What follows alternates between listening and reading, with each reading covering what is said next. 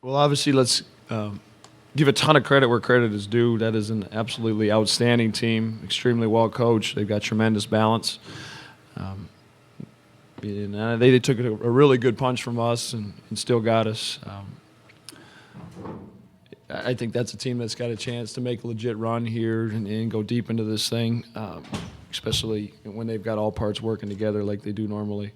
For us, for me as a first-year head coach, I couldn't be prouder to sit up here, with these three guys and 11 other guys in the locker room. This group absolutely epitomizes what, myself as a head coach and this culture will be about. Selfless, hungry individuals that care way more about the team than they do themselves, and just a resilient group. We've had our backs against the wall all year. We've made no excuses. And put ourselves in a position where I think we cut it to 6 at one time, had a chance to be an excellent team. But again, I couldn't be more proud to be, the coach of these guys and the coach at North Dakota State right now. Questions? Identify yourself, affiliation, and to whom the question is addressed. Jeff Kopak, the Forum. Dexter, it looks like you showed no fear. Those guys are bigger. Your mindset in the second, especially in the second half there. Oh, I just have to give all the credit to Lawrence and all my other teammates because basically, obviously, it's pretty easy to tell that they game planned really hard for AJ and LA and Paul are shooters who have been having great seasons. And, that's really the only reason I was getting the looks I was because they were hugging guys like Lawrence and AJ out on the wing. So that really gave me some open lanes to get to the rim. And, I just took the looks that came, but I definitely wouldn't have gotten those looks without the years that LA and AJ have had.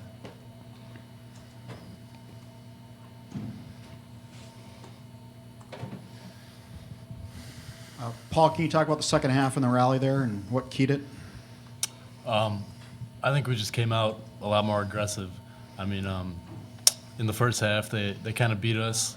They played a little bit tougher than we did, beat us on the boards, and we decided at halftime that we just weren't going to go down like that, and we wanted to come out swinging in the second half. In the back. Got that, Josh? Okay. Myron Metcalf, ESPN. For Lawrence, how difficult was it to deal with Gary Bell and just the defensive pressure that he had today?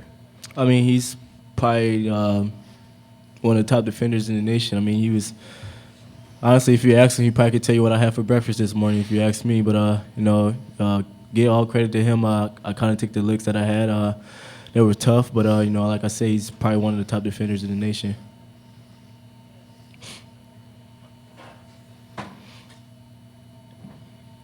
Anybody else? Oh, right here. Okay, right back here. Art.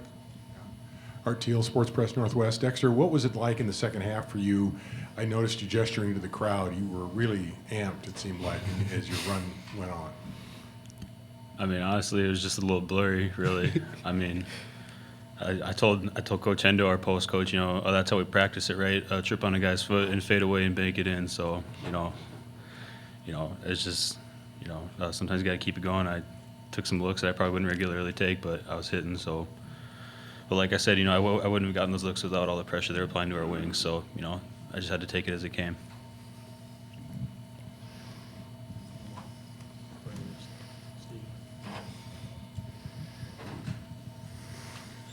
Tim Booth from the Associated Press. David, is this what Dexter can do, a performance like this, or was it just he was getting the right looks tonight? No, Dexter's, he's a unique matchup. He's got good length. The wingspan surprises some people. He's really strong.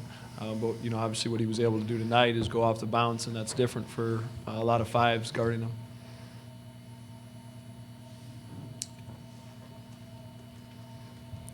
Josh back there. Okay. Myron Metcalf, again, ESPN for Paul and Lawrence. What, if any, positive emotions do you guys, get out of this, giving a team like Gonzaga, your best shot and really, having them on the ropes there in the second half? Well, I think we just, going forward, especially for us younger guys, no one expected us to be here. Like we were picked as to be the 5th seed in our own conference. And I think for me, just the experience of playing in this game will really help us going forward. And then the fact that we were able to compete with, like Coach Richman said, a team that's got a chance to make a really good run here. it's pretty positive. Josh Swanson, Bison Illustrated for Dexter and Paul. Can you guys talk about what Lawrence means to this program and means to your team with all he's done this year for you guys? I mean, you know, it's really something that you can't even put into words. Coach talked about it after the game in the locker room, but when he came to NDSU, the level was raised here, the bar was raised, and it really took the whole school to a new program. And, you know, I think 5 years ago, there's no way that anybody would have thought that the school would be in back-to-back NCAA tournaments and 3 tournaments over our first 7 years. And, you know, that really started with him coming in, and there's so much behind the scenes that you don't see that he does for this program. And, you know, it's really, you know, we're all indebted to him, and we can't pay him back for all the hard work he's put in for this school. Paul, you want to add anything, or are you good? Yeah. Sorry. I mean, for me especially, I mean, I room with him on every single road trip, and since the day I stepped on campus in June, he's been a guy that I've looked up to. He's been a role model for me, and I know over the next 3 years how I have to play day in, day out, every practice, open gyms. I mean, the guy goes 110% all the time, and I just really look up to him. The back, Josh? Dexter, you probably heard this question before, but how'd you end up on a basketball court and not a football field? I mean, I really don't know. This is my favorite sport. You know, I started playing this a lot earlier than I did football, and I don't know. I just enjoyed it a little more. I like running around, and but you know, I miss football. But you know, I definitely wouldn't trade it in for playing with these guys. Eddie Pels from AP. Dexter, it was entertaining. Who did you grow up like trying to pattern your game after? I don't really know. I mean, I guess I don't know. I liked watching Blake Griffin play just because he just kind of, his drive, and he plays really hard. But honestly, I don't know. There's not a whole lot of undersized guys to look up to. But I mean, I don't really know. Honestly, I'm sorry. Dave, what made Wilcher such a tough matchup? Size, skill, parts surrounding him. You name it. We start 6-6 on him in first possession. They roll him in the block and back AJ down and get a foul on him. He can shoot it in transition. I think what makes him a tough guard is he's just so versatile.